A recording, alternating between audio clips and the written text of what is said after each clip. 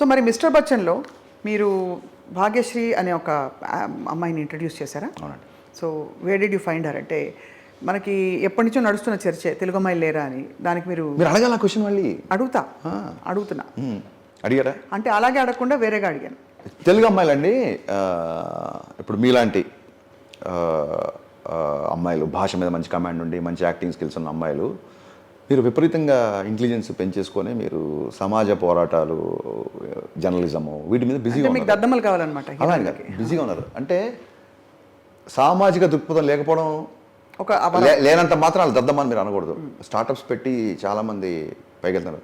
She jobs అని మన తెలుగు అమ్మాయి, ఒక అమ్మాయి స్వాతి నేలబట్ల గారని ఒక స్టార్టప్ పెట్టారు. It has become huge. మరి స్వాతి గారిని తీసుకోండి హీరోయిన్గా. అదేనండి, వాళ్ళ ప్యాషన్ అక్కడ ఉంది. ఈ ప్యాషన్ తెలుగు అమ్మాయిలకి ఎందుకో తక్కువ ఉందన్న ఫీలింగ్. ఓహో, నాకు సినిమాలో ఒక హీరోయిన్ తప్ప మిగతా వాళ్ళందరూ తెలుగు అమ్మాయిలు, తెలుగు భాష. ఎందుకంటే యాజ్ అ రైటర్ మీరే అన్నారు, నేను రైటర్గా ఉన్నప్పుడు గబుక్క నాకు డైలాగ్ మార్చినా ఇంకోటి చేసినా నాకు ఇమీడియట్గా తెలుగులో చెప్పే అమ్మాయే కావాలి నాకు అనిపిస్తుంది. ఒక 10 minutes నాకు టైం నేను నేర్చుకొని వస్తానంటే నాకు అప్పుడున్న ఎనర్జీ మొత్తం పోతుంది. కానీ మీరు రావట్లేదే, మేమేం చేస్తాం? మీరు రండి, బ్రేక్ ఇవ్వడానికి సిద్ధంగా ఉన్నాం. నెక్స్ట్ సినిమా గురించి మీరు చెప్పేలోపు అంటే అదే మనం ఎలాగో మాట్లాడుకుందాం అనుకుని చెప్పాను కదా, అవన్నీ డేట్స్ అవి మాట్లాడుకుందాం తర్వాత. సో బట్ ఎనీవే, బట్ ఈ అమ్మాయిని పర్టికులర్గా ఈ మూవీకి కాస్ట్ చేయడంలో ఏమన్నా అంటే స్పెసిఫిక్గా చూసారా? ఎనీ గుడ్ లుకింగ్ గర్ల్ పర్లేదని? ఎనీ గుడ్ లుకింగ్ గర్ల్ దొరకట్లేదు కదా, అదే ప్రాబ్లము. నేను పూజా హెగ్డే అని డీజేకి తీసుకొచ్చిన, శృతి హాసన్, గబ్బర్ సింగ్ తీసుకొచ్చిన, బాగా అందరూ అద్భుతంగా ఉన్నారు. సో నాకు ఒక బ్యూటీ పట్ల ఒక ఐతాలు, ఒక విజన్ ఏదో ఉందని అనుకుందాం కాసేపు. మోర్ ఆఫ్ దానికంటే కూడా ఈ సినిమాలో అమ్మాయిని పెట్టాలంటే 90sలో ఒక, మళ్ళీ ఇందాక ఇంటర్వ్యూలో చెప్పా, ఒక హిందీ ఒక పోయిటరీలో ఉన్న ఒక లైన్ అండి, ఒక లైన్ కూడా ఇన్స్పైర్ చేస్తా చూడండి ఒక సినిమాకి.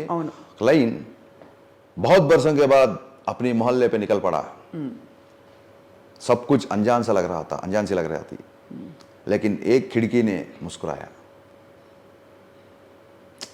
ఎంత చక్కని తెలుగు ప్రేక్షకుల కోసం, మీకు రాదని కాదు, చాలా రోజుల తర్వాత మన వీధిలోకి వెళ్తే అంతా కొత్తగా ఉంది, కానీ కిటికీ మాత్రం నన్ను చూసి నవ్వింది.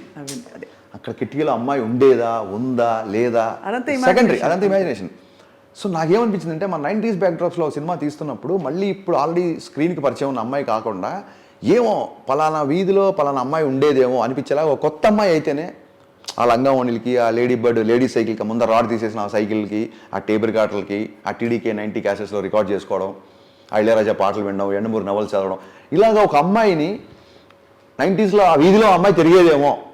అమ్మాయి పేరు కూడా జిక్కి, నాకు మ్యూజిక్ అంటే చాలా ఇష్టం. అమ్మాయి పేరు జిక్కి అని పెట్టాం, పాత లెజెండరీ సింగర్ మహాతల్లి జిక్కి గారి పేరు పెట్టాం.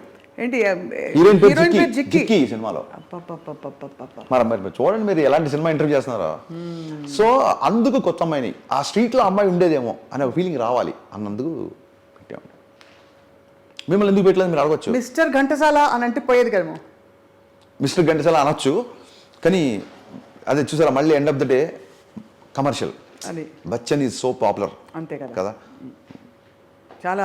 కానీ ఇట్స్ అ వెరీ టైటిల్ వినంగానే, అంటే ఒరిజినల్గా అలా పెట్టాలన్న character hero title you want the, అది హీరో మీద అర్థమైంది. బట్ ఆ క్యారెక్టర్ టైటిల్ పెట్టింది కూడా హీరోనే.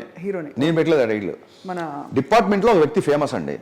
సో నేను కింద క్యాప్షన్ వచ్చింది ఫస్ట్ విచిత్రంగా ఈ సినిమాకి, నామ్తో సునా హోగా, పలానా ఒక for example like Narendra Modi, నామ్తో సునా హోగా, అలా ఉంటుంది కదా, ఒక పవర్ఫుల్ నేమ్ అనుకున్నాను.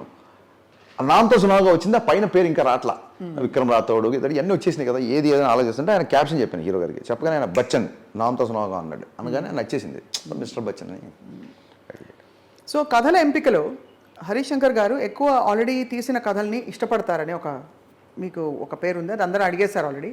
దానికి కొత్తగా ఏం చెప్తారు అంటే, ఏం చెప్తారంటే, why do you not write your, మీరు అంత మంచి రైటర్, భాష మీద, భావం మీద, పాత కొత్తకి మధ్య కావాల్సిన ఎమోషన్స్ అన్ని సర్వం ఉన్నాయి, మరి దానివల్ల నేను మిరపకాయ నా కథ, డీజే నా కథ, సుబ్రహ్మణ్యం నా కథ, అండ్ నా కథలన్నీ మీరు తీసుకుంటే రీమేక్లు కూడా యాస్టీస్ కాదు, మళ్ళీ వాళ్ళే అడిగిన ఇందులో సీన్స్, ఇందులో ఇవన్నీ వాళ్ళే అడిగిన సందర్భాలు ఉన్నాయి. నేను చాలాసార్లు చెప్పా, ఒక సినిమా చేయడానికి ఒక కొటేషన్, ఒక నవల, ఒక క్యారెక్టర్ ఎన్నో ఇన్స్పిరేషన్ అయినప్పుడు ఇంకో సినిమాకి ఎందుకు ఇన్స్పిరేషన్ అవ్వకూడదని నేను స్పెషల్ 26 అనే సినిమా చేద్దాం అనుకున్నాను. అప్పుడు నేను వేరే కథ మీద వర్క్ చేసుకుంటున్నా, ఈ లోపల వేరే వాళ్ళు తీశారు. సో నాకు ఏదో నచ్చింది అనుకోండి, ఆ రైటర్కి, ఆ ప్రొడ్యూసర్కి, ఆ దర్శకుడికి గౌరవం ఇస్తూ, వాళ్ళ క్రెడిట్స్ వాళ్ళకి ఇస్తూ, దానికి డబ్బులు ఇస్తూ, చాలా రాజసంగా రీమేక్ అని చెప్పి మళ్ళీ 80% మారుస్తున్నా. అదే మీరు మళ్ళీ 80% మారుస్తున్నా. సో ఎనీ డే ఒక సాటి రచయితకి సాటి దర్శకుడికి గౌరవం ఇచ్చి మనకు మళ్ళీ అందులో ఒక చిన్న థ్రెడ్ వాడుకున్నా ఒక ముక్క వాడుకున్నా వాళ్ళకి ఆ గౌరవం ఇచ్చి చేయడం అనేది చాలా నిజాయితీతో చేసే పని అండి నా ఫీలింగ్. నేను పేర్లు చెప్పను కానీ ఎంతమంది ఫ్రీ మేకలు చేస్తున్నారు, ఎన్నిసార్లు గొడవలైనా, ఎన్ని కాంట్రవర్సీలు అయినాయని మీకు తెలుసు. ఒక్క 2 పేర్లు చెప్పండి ప్లీజ్. అది చెప్పితే ఎలా ఉంటుందంటేనండి, మనది ఏంటి ఐ డ్రీమా, ఇది కాస్త ఇంకో వెబ్సైట్ అయిపోద్ది, వద్దులేండి. అవును, అదే వాళ్ళతో మీకు ఆల్రెడీ డిస్ట్రిబ్యూషన్లు అవుతున్నాయిగా, మీరు ఎందుకు జర్నలిస్ట్లో ఈ మధ్య? అదేనండి నేను మళ్ళీ చెప్పా, నేను ఫ్రెండ్లీ ఫైట్ ఎప్పుడు అగ్రెసివ్గా మాట్లాడినా ఎప్పుడు మాట్లాడినా ఆపోజిట్ ఎవరు కూర్చున్నారు చూడండి అంటున్నా. ఐడియల్ బిన్ జీవితం ఈ రోజు వరకు 20 ఏళ్ళ షాక్ అప్పటి నుంచి రివ్యూ చేసుకున్నారు, ఒక్క మాట లేదు. ఇప్పుడు మీరు తెలుసు, మీకు నాకు ఎప్పుడన్నా మొహామొహాలు చూడకుండా వెళ్ళేంత వరకు ఏమైనా గొడవలు వెళ్ళినాయా? మీరు జర్నలిస్టేగా, అంతేగా. బిఆర్ఎస్ గారు బతుకున్నంత కాలం ఎప్పుడన్నా ఆయనతో ఒక చిన్న సున్నం పెట్టుకున్నామా? సో యద్భావం తద్భవతి, అంతేగా. న్యూటన్ రియాక్షన్, మీ యాక్షన్ తగ్గట్టుగా నా రియాక్షన్ ఉంటుంది, అంతే. ఇది ఫిక్స్ అయిపోయినాయి. ఇప్పుడు ఏదో సినిమా రేపు పొద్దున రిలీజ్ అవుతుంది, గబుక్కుని ఏమైనా మాట్లాడితే రివ్యూలు రేటింగ్ గురించి అసలు క్వశ్చనే లేదండి. అది మీ పత్రిక స్వేచ్ఛ, ఏ రివ్యూ అని ఇచ్చుకోవచ్చు, ఏ రేటింగ్ అని ఇచ్చుకోవచ్చు. పర్సనల్ అటాక్స్ అంటే ప్రొడ్యూసర్ ఇంట్లో ఇతను కూర్చొని తాగాడంట, ఇతను అలాంటివి వచ్చినప్పుడు నేను మా అత్తయ్య మావయ్య అబ్రాడ్లో ఉంటారు, వాళ్ళకి వెబ్సైట్లు తప్ప సినిమా గురించి ఇంక చూడకుండా వేరే ఆప్షన్ లేదు.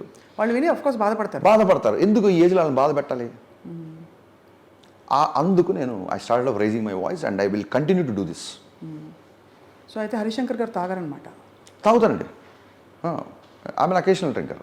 నేను నైట్ కూర్చొని తెల్లదంకా తాగేసి దాని వెనకాల ఈ రీజన్తో తాగాడని చెప్పడం, అసలు ఏ రీజన్ తాగాడని చెప్పడం ఎంత ఎంత ఎంత దారుణం, ఎంత న్యాయం, అది దారుణం. అలా ఐ లైక్ అంటే మరీ దాన్ని ఏమంటారు, మీరు నన్ను చూస్తే I always wanted to be energetic అండి. You look energetic and in fact మీరు చిక్కిపోయారు. సో నేను డ్రౌజీగా ఉండడానికి ఇష్టపడను. I don't like alcohol. That doesn't mean that I don't drink. పార్టీస్కి వెళ్ళినప్పుడు అక్కడికి వెళ్ళినప్పుడు సరదాగా బీర్ పట్టుకుంటాం, అది కాదు. కానీ I don't like to be డ్రౌజీగా ఉండడం నాకు ఇష్టం ఉండదు. నాకు ఎప్పుడు ఎనర్జీగా ఉండడం ఇష్టం. ఎస్పెషల్ నైట్స్ అయ్యేసరికి పాటలు వింటూ అది వింటూ అలా ఉంటుంది తప్ప.